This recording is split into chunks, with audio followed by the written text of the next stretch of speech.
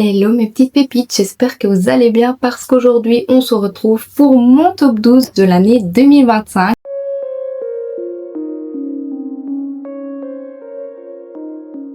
Vous allez donc découvrir toutes les belles lectures que j'ai faites durant cette année. Je vais commencer par le top 12 pour terminer et évidemment par le top 1, sinon il n'y aurait pas de suspense et ce serait pas chouette.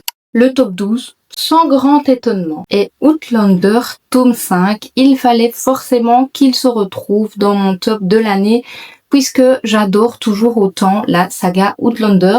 Je trouve qu'à partir du tome 4, on recommence à avoir autant d'action et de plaisir que dans le premier tome et le deuxième. Le troisième, c'est vrai que j'avais un peu moins apprécié, mais ici, dans le tome 5, je le trouvais vraiment trop chouette. Je vais pas vous résumer le tome 5 parce que sinon ça vous spoilerait tout, et pour ceux qui ne connaissent ni la série, ni la saga, bah voilà, je trouve que c'est pas chouette pour vous, mais clairement c'est une saga coup de cœur pour moi. Il fallait qu'il se retrouve dans ce top. Le top 11, c'est la librairie des livres interdits de Marc Lévy. Marc Lévy, c'est un auteur que j'adore depuis toute jeune. Je pense que il y a qu'une saga de lui que je n'ai pas lu, sinon tous ses livres, je les dévore à chaque fois.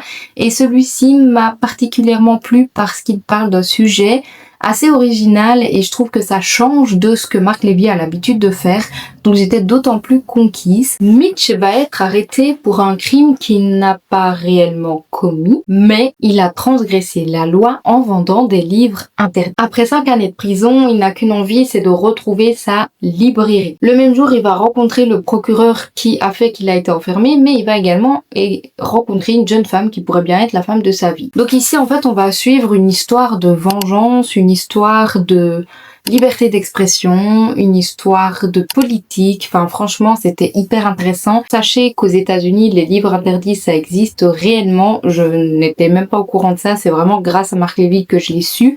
Mais franchement, c'est une histoire très chouette. Bon, la romance, pour moi, elle aurait pu ne pas réellement exister, mais je trouvais ça vraiment cool d'avoir en fait un sujet un petit peu tabou qui est abordé dans ce roman, et c'était super intéressant à découvrir, et donc j'ai adoré. Comme toujours, les livres de Marc Lévy, de toute façon je les adore, mais celui-ci d'autant plus puisqu'il change de ce qu'il a l'habitude de faire. Le top 10, il s'agit de Divine Rivalité, donc je pense que tout le monde en a entendu beaucoup parler. C'est vraiment un livre que j'ai adoré de nouveau parce qu'il est super original, même si on suit la guerre, entre guillemets, qui n'est pas un sujet que j'affectionne particulièrement. Je trouve que toute l'ambiance du roman a su me faire passer au-dessus de ça, et clairement ça a été un coup de cœur. Le frère de Iris est parti à la guerre et sa mère sombre petit à petit dans l'alcool jusqu'à en mourir. Elle ne trouve du réconfort que dans les lettres qu'elle écrit à son frère qui est porté disparu, et ces lettres elle va les poster dans une armoire magique. Elles vont disparaître à chaque fois qu'elle dépose les lettres dedans, et elle ne sait pas où atterrissent ces lettres. Un jour elle va recevoir une réponse anonyme à l'une de ses lettres et elle va commencer à avoir une discussion avec la personne qui est derrière ces fameuses réponses anonymes. On apprend très vite que la personne qui répond à ces lettres, c'est son ennemi juré, mais elle ne le sait pas, et donc elle continue à lui parler et à petit tomber sous son charme. Leur avenir est pourtant incertain puisqu'ils sont confrontés à la guerre et qu'ils ne savent ni l'un ni l'autre ce qu'ils vont advenir. Franchement, c'était trop cool. C'est une histoire que j'ai adorée. La plume était magnifique. Je trouve qu'elle est hyper immersive. On rentre directement dans l'histoire. Enfin voilà, on a clairement envie de continuer à lire dès les premières pages parce que la plume nous happe dès le départ. Le fait qu'il y ait cette petite armoire magique rend la lecture beaucoup plus légère, et comme je vous le disais, moi ça m'a un peu fait oublier ces temps de guerre qui sont décrits dans le roman. On n'est pas dans la guerre en tant que telle, même si Iris va à un moment donné partir quelque part et on va avoir un petit peu plus de notions de guerre, etc. Mais je trouve que c'est pas non plus le sujet principal. Maintenant, on ressent toute la tension, le côté sombre, la peur, l'angoisse, etc. que les personnages ressentent tout au cours de l'histoire, mais ce n'est pas non plus le sujet principal, et donc c'est ça que j'ai trouvé chouette, c'est qu'on avait vraiment la romance entre Roman et Iris, qu'il y a cette correspondance mystère pour Iris, pas pour nous du coup, mais voilà, c'était super chouette, tout était vraiment cool. Et alors on a une petite intrigue au niveau du frère de Iris qui, comme il est dit dans le résumé, a disparu, et donc ça nous tient en haleine aussi parce que tout au cours de l'histoire, Iris va essayer de retrouver son frère, et de découvrir s'il est mort, s'il est pas mort, où est-ce qu'il est, etc. Parce qu'elle n'a plus de nouvelles de lui depuis très longtemps et donc on va avoir un sacré rebondissement à la fin de l'histoire qui me donne moi personnellement vraiment envie de lire le tome 2, donc ce sera une duologie que je terminerai en 2026 puisque j'ai vraiment adoré ce tome 1. Le top 9, c'est Le syndrome du spaghetti de Marie Vareille. J'avais également mis un de ses romans l'année passée dans mon top et là de nouveau j'en ai remis un. Il faudrait vraiment que je me penche un petit peu plus sur cette autrice parce que j'aime beaucoup ce qu'elle fait. Donc en fait ici on va suivre Léa qui est une jeune adolescente et qui a un immense talent au niveau du basket, il me semble. Ça remonte à très loin cette lecture parce qu'il me semble que j'ai lu au mois de janvier, donc là ça demande à mon cerveau un sacré travail. Mais elle a vraiment un talent avec ce sport, sauf qu'au début du roman, on va apprendre que son père décède.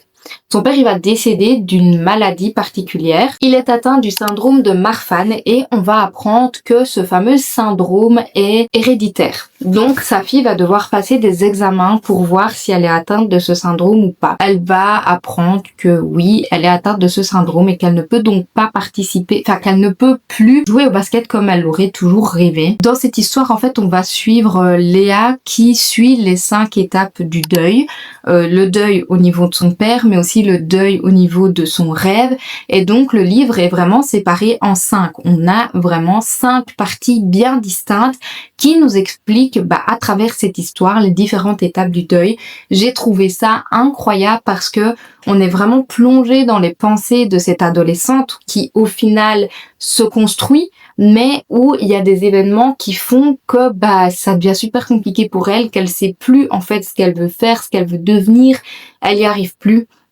Et donc du coup on va vraiment suivre ces 5 étapes là qui sont vraiment bien imagé, je trouve, pour qu'on arrive à vraiment comprendre ce qui se passe dans sa tête. Donc c'était vraiment super intéressant.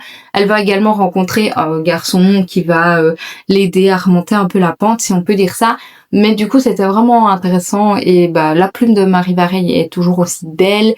Et franchement, les sujets abordés sont hyper poignants. Et même si le roman est très court, je trouve qu'il est magnifique parce que du coup, on est clairement sur un sujet qui est très compliqué mais qui est raconté avec brio, qui illustre très bien en fait ce qu'est le deuil tout simplement, et donc je trouvais ça juste génial. Enfin vraiment j'ai adoré, je l'ai énormément annoté parce que il était juste incroyable. Enfin franchement j'ai adoré. J'ai tout adoré dans ce roman. D'ailleurs, c'est une des premières fois que j'annotais un livre à ce point-là, et je pense que c'était l'une des dernières puisque je n'ai pratiquement plus annoté de livre depuis. Pour le top 8, il s'agit du livre Bouis. Je pense qu'on en a aussi entendu beaucoup parler en été et de fait la couverture est très estivale, mais j'ai adoré ce roman. Pour plein de raisons différentes, mais du coup ici on va suivre Romy qui ne rêve que d'une chose, c'est de partir à Hawaï. Elle va être accompagnée de sa meilleure amie Isadora et elles vont s'envoler pour ce fameux pays paradisiaque. Là-bas, elle va rencontrer son meilleur ami Tobias et elle ne s'y attendait pas du tout puisque ça fait quelque temps qu'ils ne se parlent plus. Il y a également Grayson, son ex-petite amie, et ils ne se sont pas revus depuis ce fameux baiser échangé il y a un an. Bref, une petite romance d'adolescence comme on l'adore.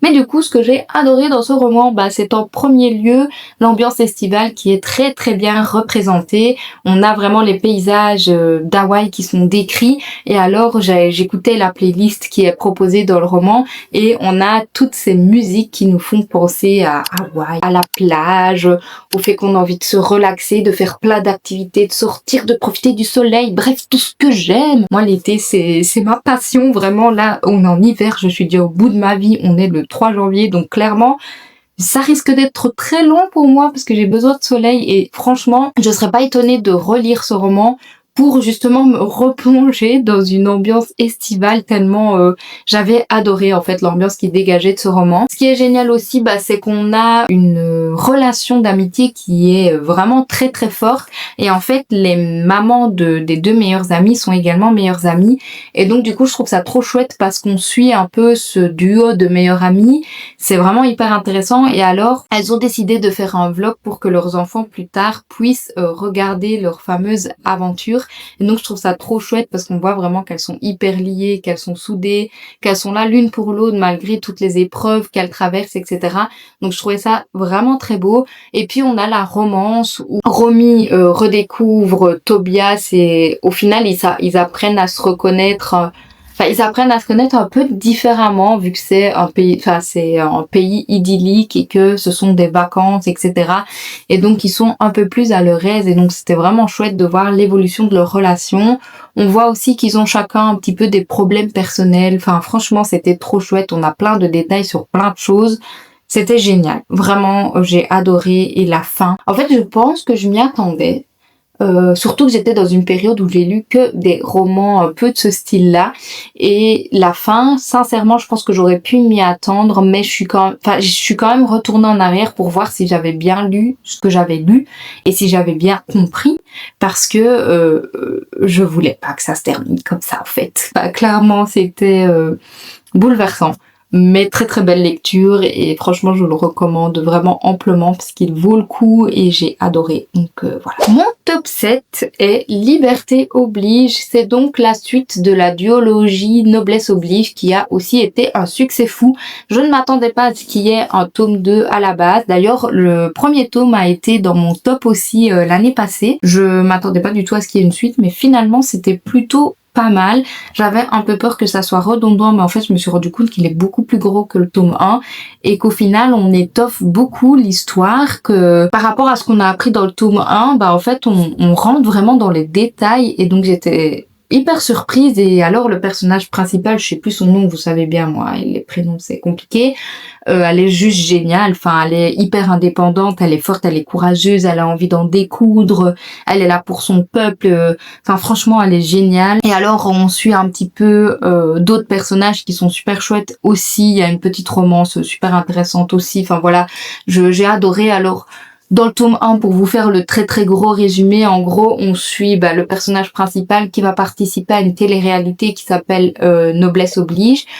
Et dans cette télé-réalité, le but c'est de finir par se marier avec le prince. Sauf que elle va participer à la télé-réalité pour essayer de découvrir les secrets de la famille royale parce qu'elle sait qu'il cache des choses. Son père a été exilé et donc elle veut se venger et elle veut montrer au monde entier à quoi ressemble la famille royale.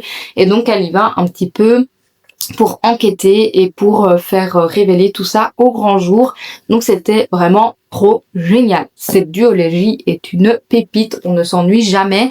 Maintenant, il y a beaucoup de scènes d'horreur entre guillemets qui sont décrites et donc c'est vrai que je le conseillerais pas à tout le monde parce que même si on peut se dire que c'est un peu un roman jeunesse, c'est pas du tout comme La Sélection par exemple.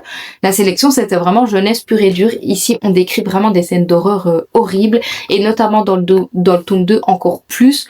Donc du coup je vous le recommande pas du tout si vous êtes sensible parce qu'on aborde quand même des sujets un petit peu compliqués. Ça va mes bébés, on se met bien là. Vous faites la vidéo avec moi? Ils me font trop rire. Ça va? C'est toi? Du coup, le top 6, c'est Une vie comme les autres. C'est un petit pavé que j'ai également lu. Il faisait plus ou moins 1200 pages. Enfin, je sais plus trop exactement. C'est une très très belle lecture. Mais de nouveau, trigger warning, plus, parce que là, les scènes sont décrites à 1 milliard de pourcents. Enfin, genre, ça ne laisse pas de place à l'imagination, clairement. Alors ici, en fait, on va suivre 4 amis qui se sont connus à la fac. Donc, on va suivre Willem, qui est un acteur à la beauté ravageuse. On va suivre JB, qui est un artiste peintre. Malcolm, qui attend son heure pour devenir architecte. Et Jude, qui est le plus mystérieux d'entre eux. On ne sait d'ailleurs pas trop ce qu'il fait finalement. Enfin, j'ai pas trop compris quel métier il faisait. En fait, c'est tout simplement un livre qui va raconter la vie de Jude, plus précisément, mais aussi la vie des 3 autres personnages. En fait, au début de l'histoire, on suit le point de vue de chaque personnage. Donc, on a vraiment des grosses parties avec l'histoire de vie d'un des personnages. Donc, on apprend vraiment à connaître chaque personnage en détail.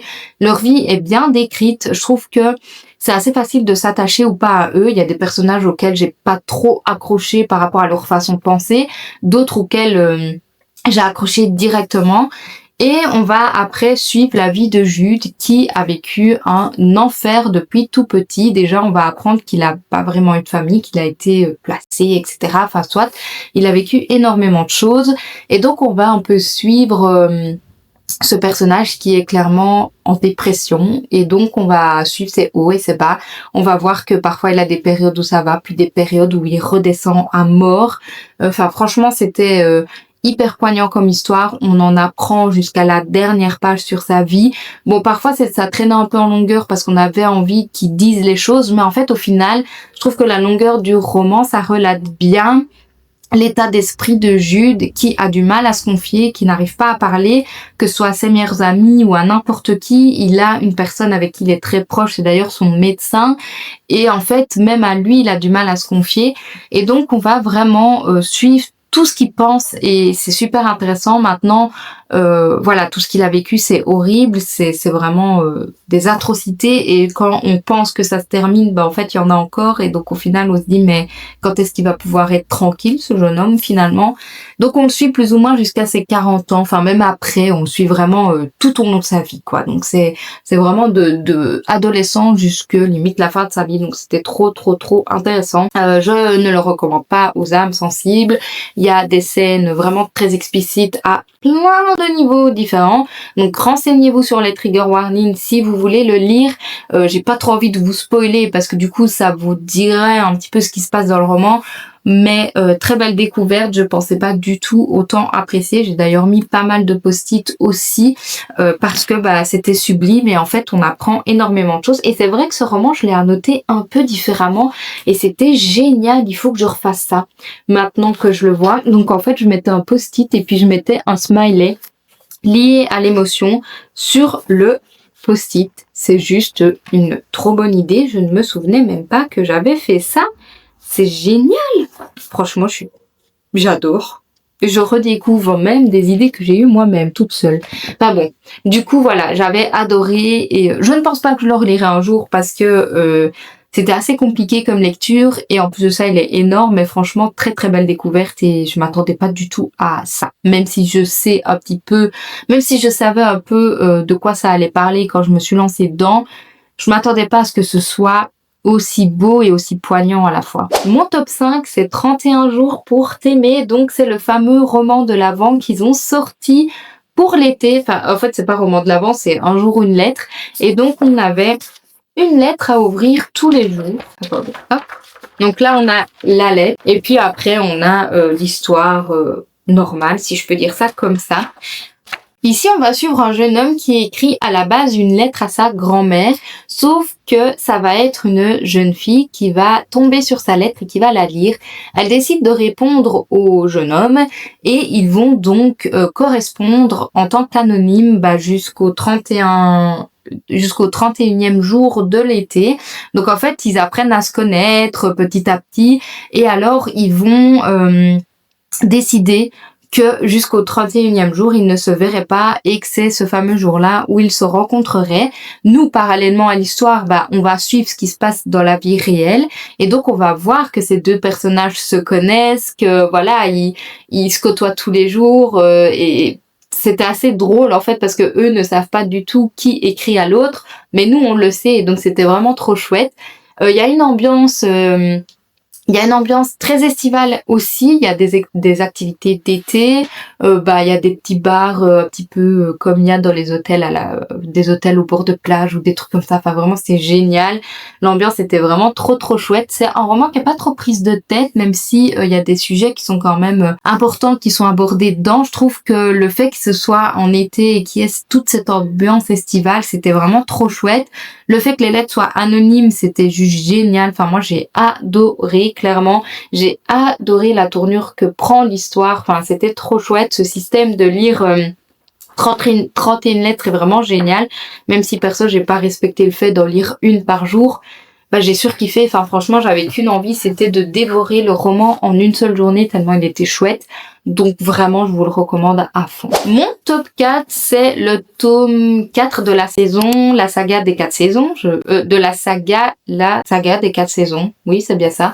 Donc ici, c'est l'intégrale de Flora Peony qui est juste magnifique. Mais donc le tome 4 c'est sur Summer. J'ai fait tout tomber. Le tome 4 c'est sur Summer et donc de nouveau une histoire d'été. Comme vous le voyez, j'adore l'été vu que j'ai quand même 3 ou 4 tops. Je pense que le prochain c'est aussi un livre un peu ambiance estivale et tout. Dans cette saga, on va suivre une famille. Donc la famille Vivaldi. Et dans cette famille, il y a 4 enfants. Il y a Autumn, Winter, Spring et Summer. Oui, ils s'appellent comme la chanson de Vivaldi, les 4 saisons. Et ils sont tous dans le monde du cirque. En fait, ils ont leur métier chacun, mais leur passion, c'est le cirque. Et donc, ils font chaque année un spectacle en famille. Ici, ils sont invités dans le tome 4 à faire un festival qui se déroule, je ne sais plus dans quel pays, mais c'est un pays de nouveau style Hawaï. Et ils sont invités à aller faire ce fameux festival en famille, etc. Summer hésite à y aller, mais va finir par accepter. Et là-bas, elle va se rendre compte, elle hésite à y aller parce qu'en fait, c'est Helios, il me semble que c'est ça son nom, qui organise ce fameux festival.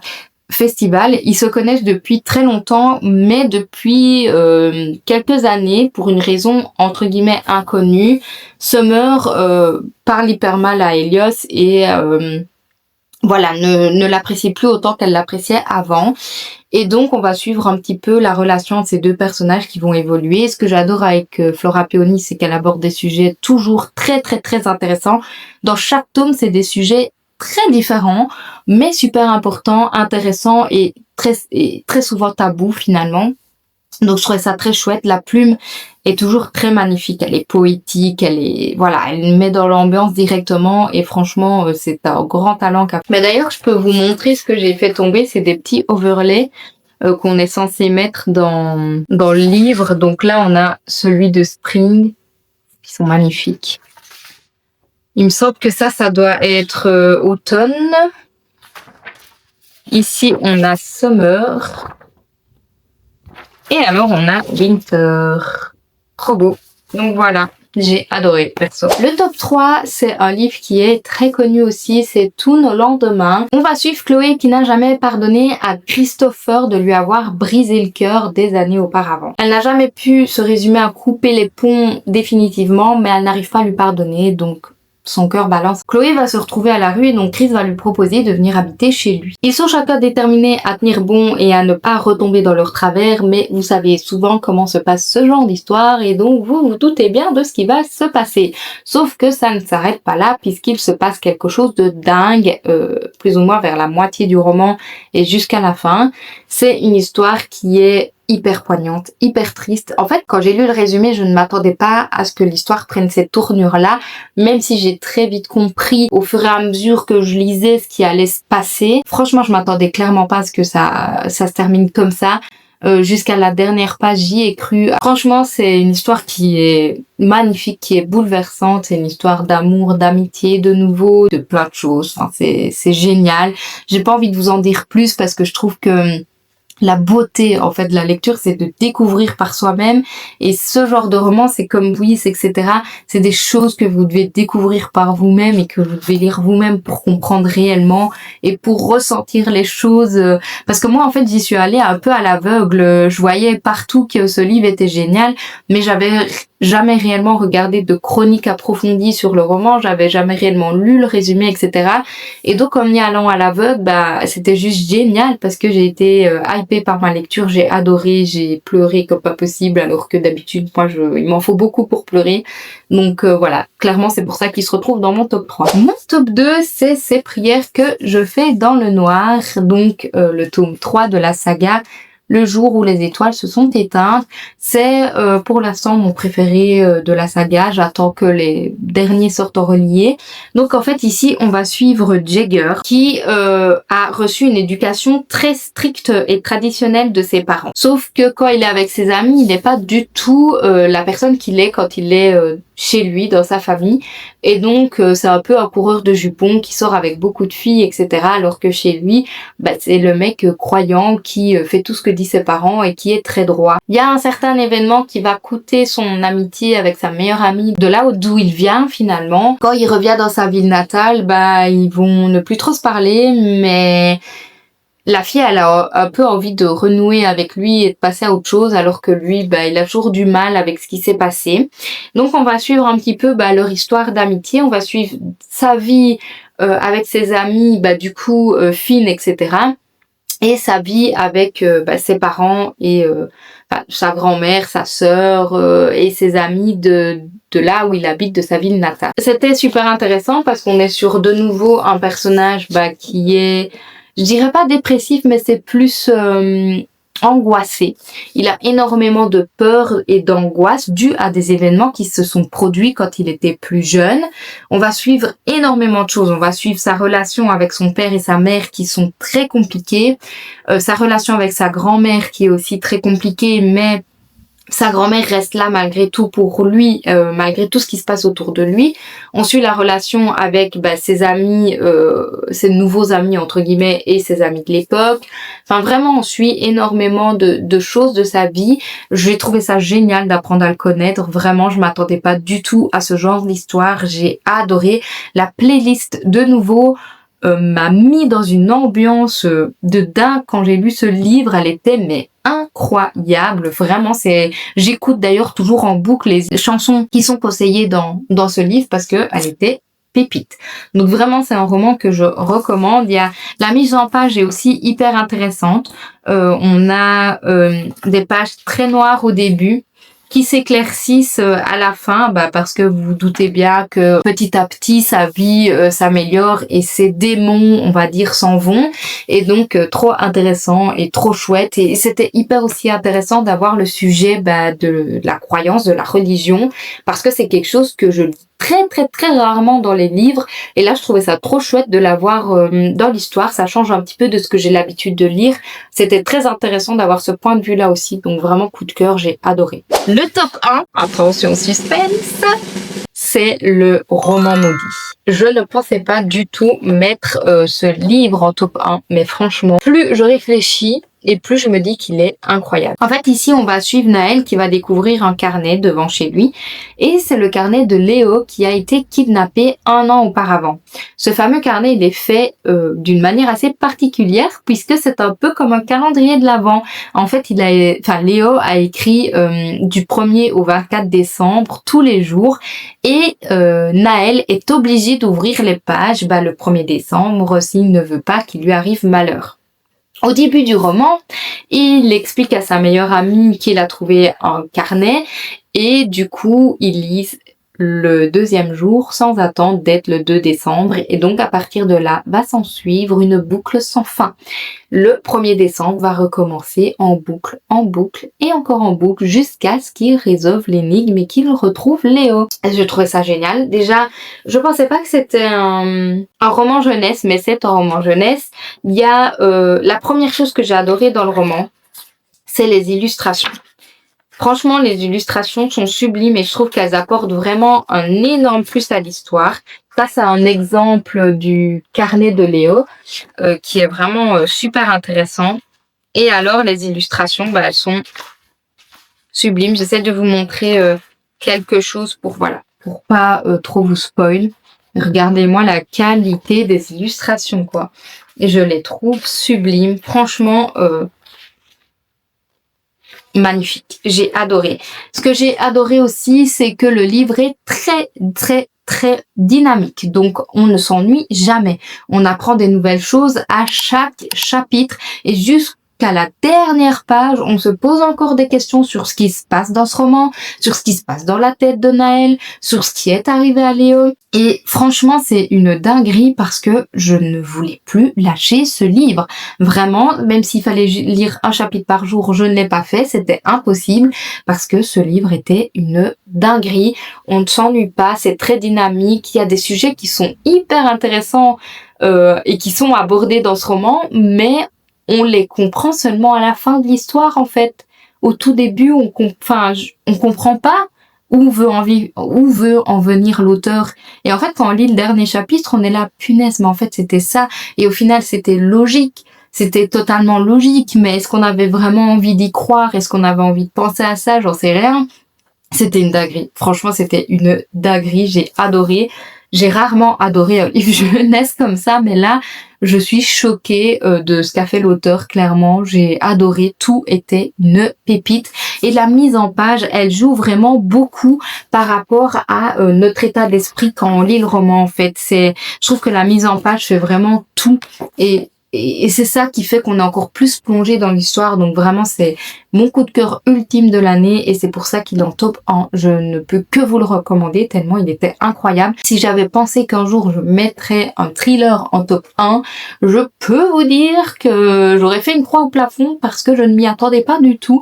Donc je suis vraiment très très très contente de l'avoir mis. Je viens de me rendre compte que j'ai tourné la vidéo sans que mon micro fonctionne parce que je pense qu'il est connecté à mon téléphone en fait et qu'il n'est pas connecté à ma caméra vu que je l'ai utilisé tout à l'heure sur mon téléphone. Donc je suis vraiment désolée pour le son qu'aura cette vidéo. Je vais essayer de tout faire pour que ça soit le mieux possible pour vous. Je m'en rends compte après 40 minutes de tournage, donc c'est vraiment très chouette. Je ne vais pas retourner cette vidéo de zéro, ça je peux vous le dire. Bref, tant pis, c'est comme ça arrive. J'espère en tout cas que cette vidéo vous aura plu. N'hésitez pas à me dire en commentaire quel est votre top 1 de l'année. Et s'il y a des livres que vous avez lus dans mon top 12, moi je suis vraiment très contente d'avoir fait toutes ces découvertes. Il y a des livres que j'ai même eu envie de relire en vous en parlant. Donc clairement, j'étais beaucoup trop contente de toutes ces lectures cette année. Et voilà, j'espère en tout cas que ça vous a plu et que le son ne vous aura pas trop dérangé. Sur ce, je vous fais de gros bisous et je vous dis à la prochaine dans une autre vidéo. Bye!